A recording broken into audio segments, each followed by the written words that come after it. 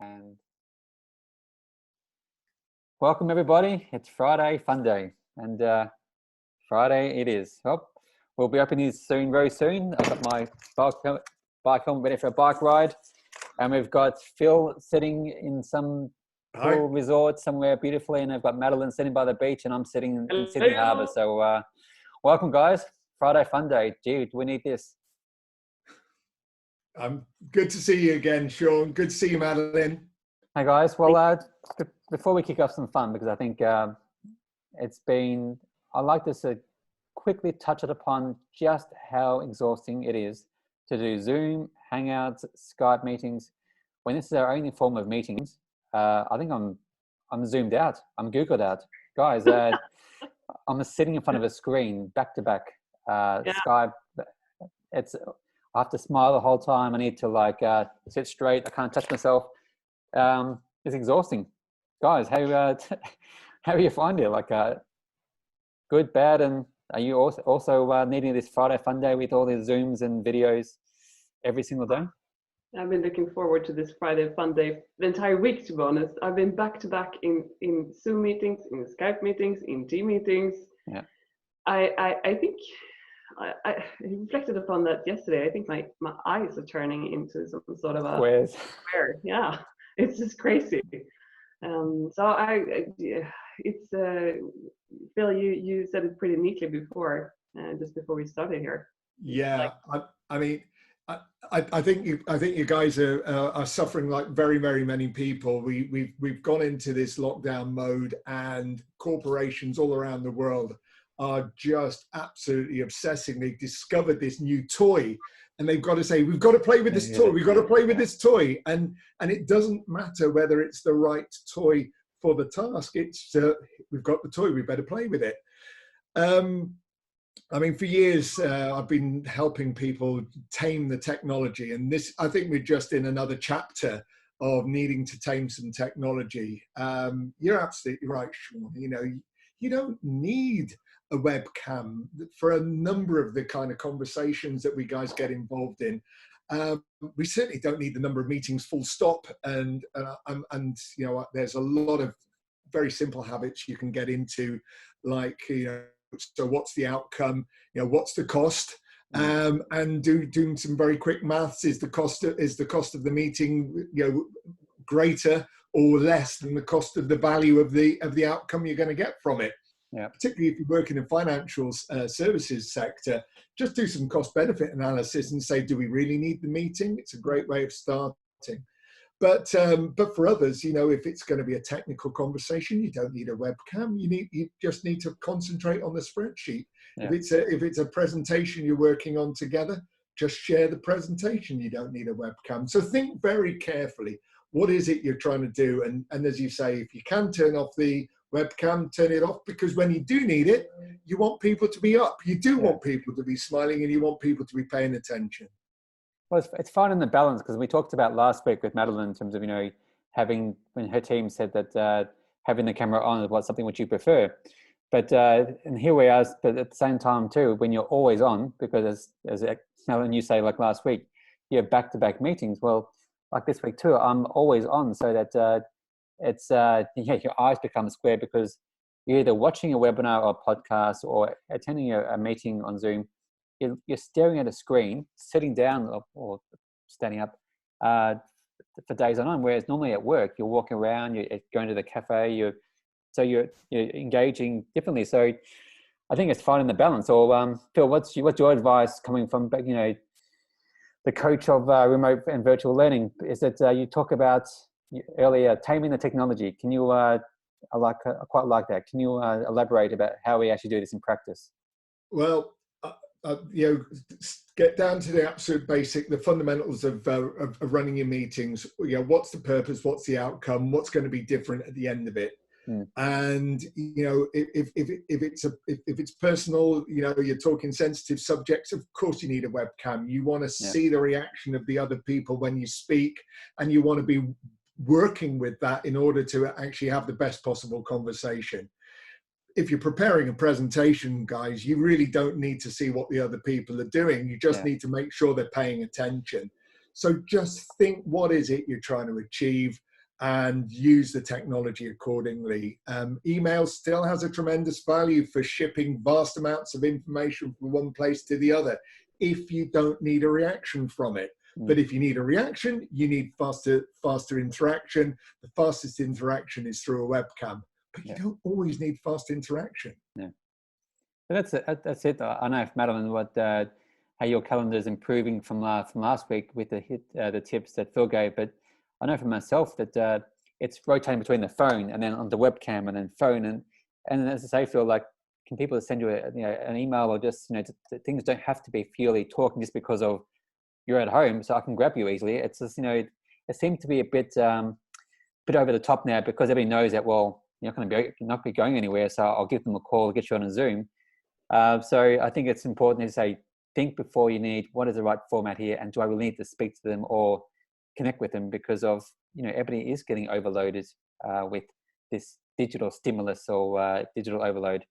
Madeline, how's your week been in terms of how are you finding things over at Nordera and your teams, in terms of, are they getting stressed with the digital overload, or videos or feedback regarding how things are going? It's interesting you mentioning that, Sean, because I think I observed the same thing as you. We're talking about this last week, that even though I did my homework, I got a lot of good tips from Phil last week, and just went to my calendar and did a good cleanup. It's the mentality. I think that, we know that everybody are working from home. Yeah. We know that everybody are working from home, not only here but in the rest of the world. So we know that we can grab them. So it doesn't matter that they are busy in sort of Skype or in the calendar. You just grab the phone instead and give them a ring, which means that the stress level just kind of went through the roof, because you're sitting in meetings and people are phoning you on your mobile, and I must confess, I've done the same thing, and it's so stupid. So we're gonna have to just stop doing that. Well, we have one advice for us listeners here is Friday Fun Day, which means that we're going to have a drink and de-stress. So everybody do the same. This is practice what we preach. And right now on a Friday, you need to de-stress and zoom off, even though we're zooming on, but we're going to zoom off and take off a bit of, where's my bottle opener? Before I find that, guys, let's, what are you drinking today, Madeline? You're at the beach, where is that place? You're in somewhere. Oh, it's my paradise beach in Mauritius, the one that I will always want to come back to. And with me, I have a glass of cold Chardonnay. Where's it? Is that which type of Chardonnay are you drinking? Where's it from? I'm a bit of a wine buff, so I'm just curious. Now I can't hear you properly. It's a very bad line is breaking up here, so please move over to Phil with his question. I just pass here. I just drink the wine and the coffee. Phil, by the pool, what have you got there? Well, some nice cold beer, I think. I am having a nice cold beer, but as I've got several quite important meetings, it's actually a Heineken Zero today. Very responsible. Good. Very refreshing. Very, very refreshing. Quite delightful. It's and it's just what I need to keep me lubricated. I've done an awful lot of talking this week, and this will just keep me going, keep me refreshed. Perfect. Well, cheers, guys, because I say this is the time that people need to say, zoom cheers off, to you too. Refresh yourself. And so, Sean, what are you drinking today? Well, last time I drank a UK beer. Today I'm going Japanese. I'm drinking Ichiban. Ichiban, one of my favorite beers. And I'm gearing up for one of the highlights of my, not the year, but I think for the last 5 years, I'm going to give you some news later on the show in terms of my big announcements of my Friday celebration. So I'll come back to that later. So this is just the tip of the iceberg of my Friday afternoon. Lovely job. So, and I'm thinking, while we're in the mood of this switching off, and I think helping people to give us some tips about how to people to, you could say digital detox, but also just sort of relax about each other. I'm going to give you guys, it's time for a bit of a pub quiz, which I'm going to give this credit to Jeanette, who's out there, who gave me this idea. She gave me a call and says, like, Sean, you can't just ask people, how they're going and and respond by, oh, so tough, I'm in lockdown. Go a bit deeper, ask them sort of questions that help people reflect about what have they been doing, what have they learned from the lockdown. So I thought, and we did this, I thought, this is quite nice to actually have a conversation about what I've learned, what I've been doing differently, what I'm missing. So I've saved this for today to you guys to say, okay, let's ask Phil and Madeline about some of these questions about what you've learned. Have a bit of fun for our Friday Fun Day. So guys, this is no preparation. This is off the bat. I'm going to ask some random questions about some things that you've been doing since we've had this, what do you call it, lockdown or virus or quarantine. And it's all about having fun and also letting your hair down. No corporate stuff about answering properly. Just answer off what you're thinking. So have a drink, relax, deep breath. So I'm going to kick it off with you, Phil. You can be the first one. I suppose, seriously, so how are you taking care of yourself? Okay, how am I taking care of myself? Or maybe not, besides drinking beer. No, drinking non-alcoholic beer in the middle of the day is always a good start. Yeah. I've kept up a couple of habits which I think have been absolutely critical. So I'm still running regularly, getting out every single day, regardless of rain or shine. Of course, we've been very lucky here in the UK for the last few weeks. It's been very dry. And I'm continuing to learn my Welsh. Nice. So every day, religiously, 15, 20, 30 minutes of learning this new language. It's a very, very rare language, and just keeping me really sharp on doing something very different. Okay, and teach us with a one-liner from Welsh. How does it sound like? Oh, da iawn. Dwi'n hoffi dysgu Cymru, which means I like learning Welsh. Fantastic. Well, let's say the power of habits, or like so you've not only are you maintaining yourself, but you're actually exploring new habits. Excellent. Oh yeah, for sure, and it's awesome. Absolutely why not? Yeah, exactly. Like the opportunities. Madeline, what's same question? So how are you taking care of yourself besides going to the beach here in Mauritius? Yeah, well, speaking on new habits,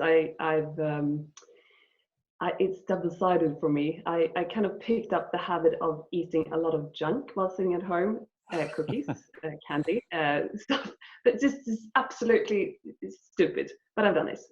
So now I realize that it's got to stop because this quarantine is going to go on for a long time. So no more junk since Monday.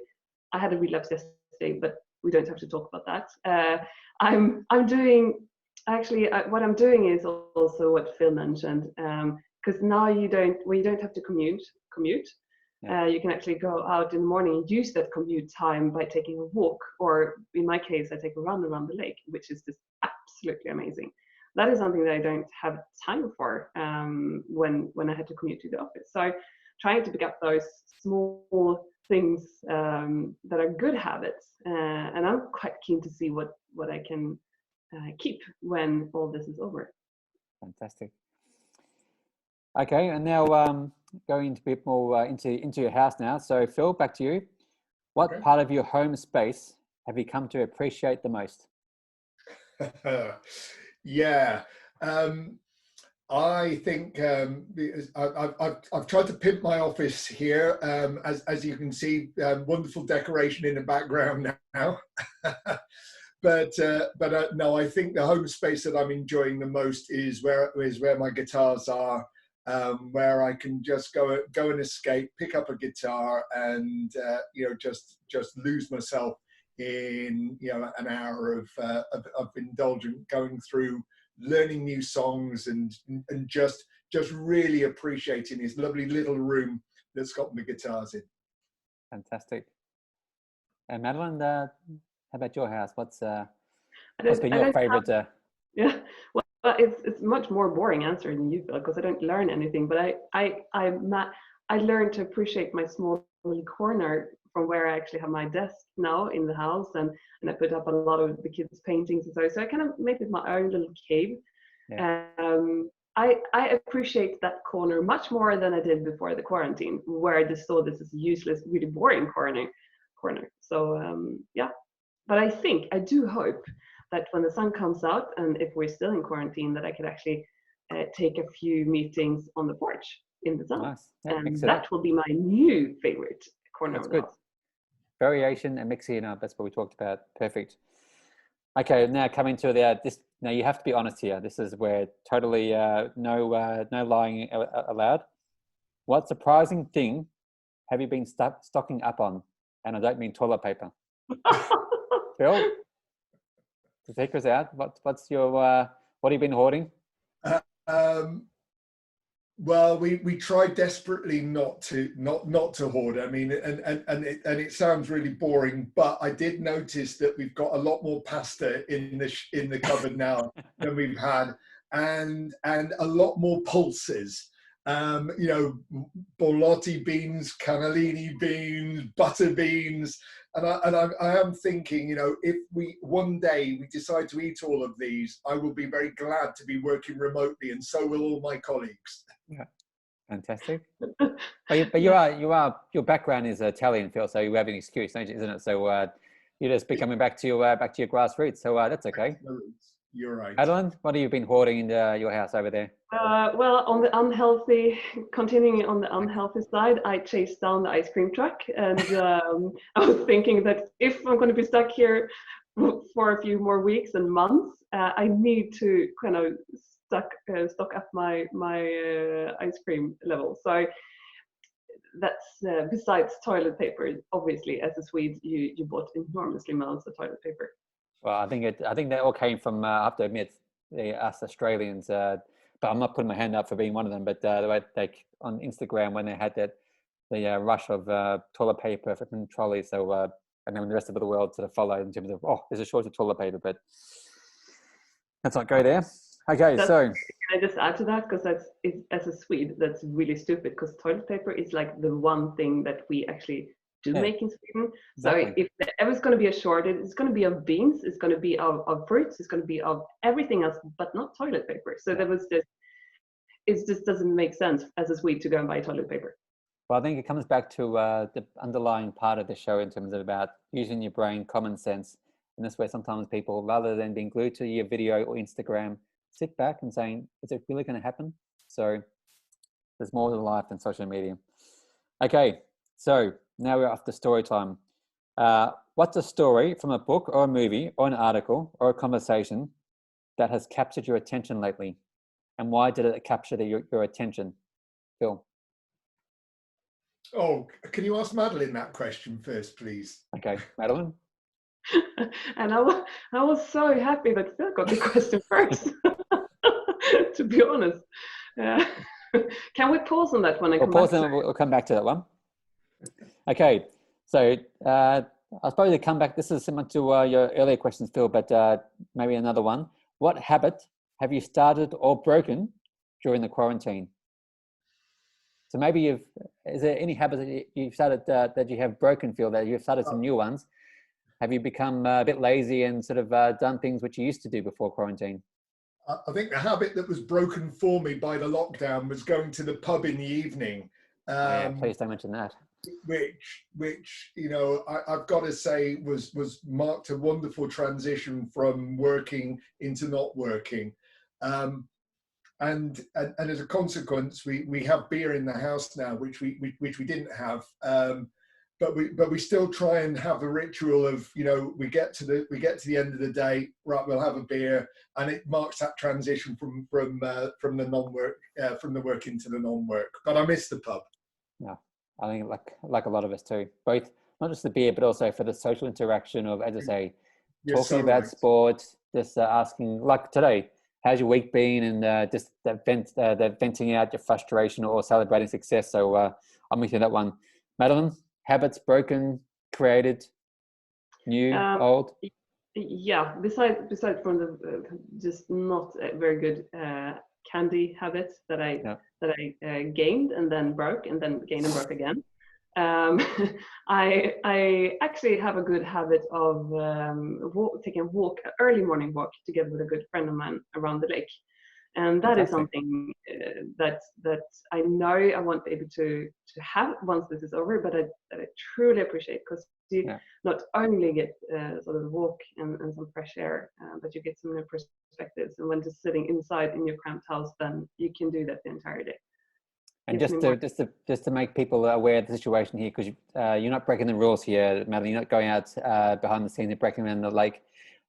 Here in Sweden, we don't have the lockdown rule that a lot of your countries have, so we are allowed to be outside and do this type of thing. So Madeline is a responsible citizen by doing some exercise around the lake. So I know some people will be outraged, going, "How are you allowed to be outside the house?" because of some countries. So just to say we're not rule breakers here on the show. Cool. Okay, so this is a fun one. So again, now be truthful, and it can't be the pub, Phil. Which specific place are you most looking forward to visiting once this quarantine virus stuff is all over? Madeline, I'll start with you. Oh, okay, there, Phil. That was quick. Rugby club. Good instinct. Madeline. Once this is over, I dream of Italy. I really like Italy, and I would love to go to Italy again. Best culture and food and everything. Excuse me, all the rest of the countries in the world, Sweden included, but I really like Italy, and I so hope that we come back to normal again and we can go out and meet and eat and dine and just that's what I'm looking forward to. Awesome. We're going to pause here for just 1 minute and we'll come back in just a moment.